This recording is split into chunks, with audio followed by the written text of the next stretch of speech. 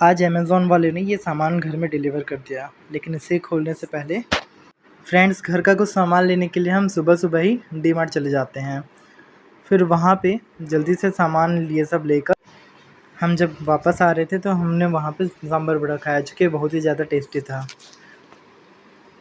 घर वापस आने के थोड़ी ही देर बाद अमेज़न से हमारे एक ऑर्डर डिलीवर हो गया, जिसमें मैंने ये सेल्फ़ी स्टिक मँगाया था। इसकी पैकेजिंग का उतनी कुछ ख़ास अच्छी नहीं थी, लेकिन शुक्र है कि इसके अंदर का प्रोडक्ट हमें ठीक कंडीशन में मिला।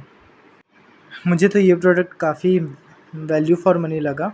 मैं आपको भी ज़रूर रिकमेंड करूँगा कि आप इसे ले सकते हो, अगर आप वीडियो रिकॉर्डिंग की अभी शुरुआत ही कर रहे हो।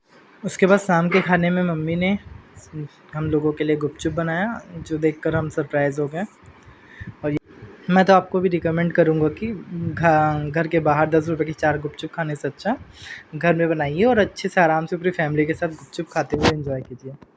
चलिए ठीक है, मिलते हैं आपसे कल नेक्स्ट वीडियो पर।